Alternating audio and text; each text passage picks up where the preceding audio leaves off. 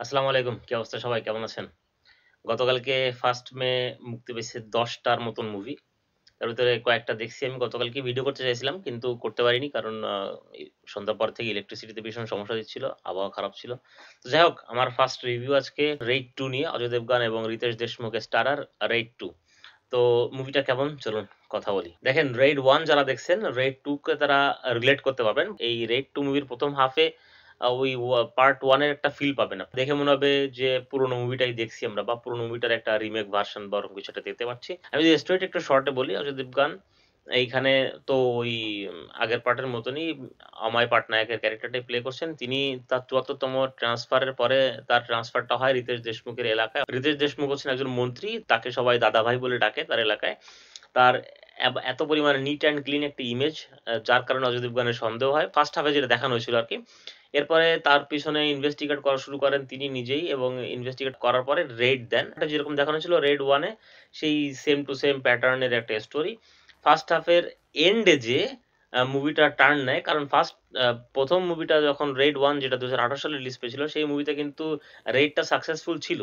অনেক দীর্ঘ সময় ধরে হলেও সাকসেসফুল ছিল কিন্তু এইখানে কিন্তু রেডটা ফেইলড হয় এবং এই ফেইলড এর কারণে অজয় দেবগনকে সাসপেন্ড করা হয়। কারণ যে সমস্ত ইনভেস্টিগেশন করে যে সমস্ত ইনফরমেশন তিনি পেয়েছিলেন সেগুলো সবই ভুল প্রমাণিত হয় এবং তিনি কিছুই পান না রিতেশ দেশমুখের বাড়ি দাদা ভাইয়ের বাড়ি যেয়ে কিছুই পান না। যার কারণে তাকে সাসপেন্ড করা হয়। সেকেন্ড হাফে যেয়ে অজয় দেবগনের যে একটা ভিন্ন রূপ দেখতে পারবেন, রিতেশ দেশমুখের একটা ভিন্ন রূপ দেখতে পারবেন। টোটাল মুভিটা টাইট হয়ে যাবে। ১ম হাফটা যেরকম স্লো ছিল, সেকেন্ড হাফটা সেরকমই ফাস্ট এবং সাসপেন্স, থ্রিল সবকিছু আপনি এই মুভির সেকেন্ড হাফে পাবেন এবং সেকেন্ড হাফটাই মুভিটাকে বাঁচিয়ে দিয়েছে এক কথায় বলতে গেলে চলে। ১ম মুভিটা যারা দেখেছিলেন রেড 1 এর সেইখানে যে তাওজি ছিলেন তিনিও আছেন এইখানে। তার ক্যারেক্টারটা বেশ মজার। জেলখানার ভিতরে তিনি বন্দী। সেখান থেকে তিনি পেরোলে বের হন ছুটি কাটাতে। কিছুদিন বাইরে থাকেন। মাঝে, মাঝে তাকে দেখানো হয়। স্ক্রিন টাইমটা বেশ ছোট হলেও পুরো ফিল্মের ভিতরে তিনি আছেন। কিছুক্ষণ পরপর তাকে ১ টা ২ টা ডায়ালগ দিয়ে দেখা যায় এবং ডায়ালগ গুলো খুব হিউমারাস ছিল।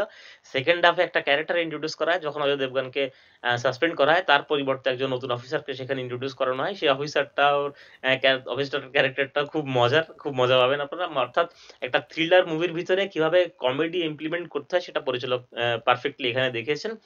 আর রিতেশ দেশমুখ ভাই এই লোকটার অভিনয়, এই লোকটা এত পরিমাণে কমেডি করতে পারে, সেই কমেডি থেকে যখন তিনি একটু ডার্ক শেডের কোনো ক্যারেক্টার প্লে করেন, তখন সেই মুভিটা একটা ভিন্ন মাত্রায় চলে যায়। অর্থাৎ আপনি যদি দেখে থাকেন 'এক ভিলেন' মুভিটা, 'এক ভিলেন' মুভিতে কিন্তু রিতেশ দেশমুখ ভিলেনের ক্যারেক্টার করেছিলেন এবং সেই মুভিটা একটা ব্লকবাস্টার মুভি।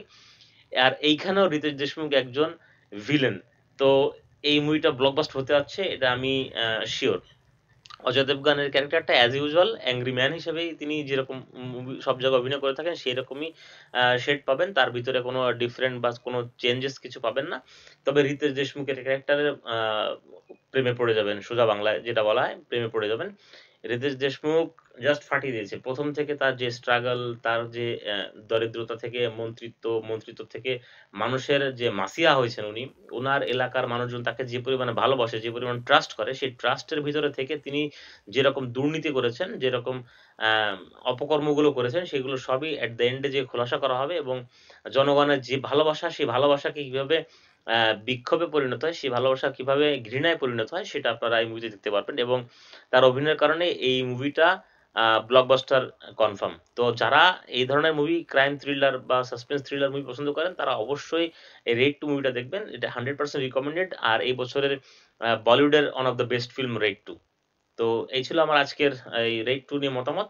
আপনাদের কেমন লেগেছে মুভিটা যদি দেখে থাকেন তাহলে কেমন লেগেছে অবশ্যই সেটা কমেন্ট করে জানাবেন। আর ভিডিওটি ভালো লেগে থাকলে লাইক করবেন, শেয়ার করবেন। যদি মুভিটা দেখতে না পারেন তাহলে আমার টেলিগ্রাম গ্রুপে জয়েন করতে পারেন। আমার টেলিগ্রাম গ্রুপের লিংক ডেসক্রিপশন বক্সে দেওয়া আছে। সেখান থেকে আপনারা মুভিটা দেখতে পারবেন। তো দেখা হয় পরবর্তী ভিডিওতে। Happy watching.